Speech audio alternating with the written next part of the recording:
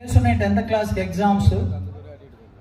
ఇప్పటి వరకు ఆక్స్ఫర్డ్లో ప్రతి ఇయర్ కూడా ఎంతో ప్రతిష్టాత్మకంగా ఒక చిన్న వ్యవస్థగా స్టార్ట్ అయ్యి మేము కేవలం ఒక పార్ట్నర్స్లా కాకుండా అన్నదమ్ములాగా కలిసి ఉంటూ దీన్ని ఒక గ్రేట్గా తీసుకురావడానికి మా చైర్మన్ గారి కృషి కానీ మా కరస్పాండెంట్ సార్లు కానీ మేమందరూ వాళ్ళందరి కృషి ఎంతో ఉంది. అలాగే తల్లిదండ్రులుగా మీరు కూడా మాకు ఎంతో సహకరించి ఈ ప్రోగ్రాం బాగా చేయడానికి, ఈ స్కూల్ ఇంత బాగా రన్ అవడానికి, తర్వాత కాలేజీకి వెళ్ళడానికి కూడా అందరూ ఎంతో ఇదిగా మాకు సపోర్ట్గా ఉన్నారు. ముఖ్యంగా మా స్టాఫ్, ప్రిన్సిపల్స్ అందరూ కూడా ఎంతో హార్డ్ వర్క్ చేసి దీన్ని ఒక స్థాయికి తీసుకొచ్చాము. ఎంతో గొప్పగా రన్ చేస్తున్నాము.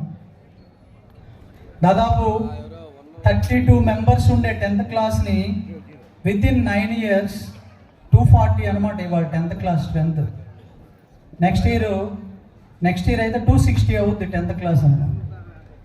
అంటే ర్యాపిడ్గా దీన్ని ఎంతో జాగ్రత్తగా, ఎందుకంటే చాలామంది ఉంటారు కానీ పార్ట్నర్స్ ప్రతి క్షణము నిరంతరము ఒక ఎంప్లాయీస్ లాగా దీన్ని అనుక్షణం పట్టించుకుంటూ, ఇద్దరేమో గ్రౌండ్లో ఉంటూ అంటే ప్రత్యక్షంగా ఇన్స్టిట్యూషన్లో ఉంటే, మిగతా ఇద్దరు బయట పబ్లిక్లో ఏం జరుగుతుంది, మన గురించి ఎలాంటి రివ్యూస్ ఉన్నాయి, ఎక్కడ ఏ ప్రాబ్లమ్స్ ఉన్నాయి అని తెలుసుకుంటూ చక్కటి వాతావరణం. అంటే ఒకప్పుడు హాస్టల్స్ ఎడ్యుకేషన్ అంటే విజయవాడ, గుంటూరు అనే స్థాయి నుంచి ఎవరికి అందనంత రీతిలో కందుకూరులో కూడా 750 నుంచి 800 మంది పిల్లల్ని హాస్టల్తో హోల్డ్ చేసి వాళ్ళకి మంచి ఎడ్యుకేషన్తో పాటు చక్కటి ఫుడ్, అకామిడేషన్ ఇస్తూ ప్రతి క్షణము వాళ్ళకి ఎలాంటి మెంటల్ స్ట్రెస్ లేకుండా ప్రతి నెల ఒక అకేషన్ జరుగుతూనే ఉందన్నమాట.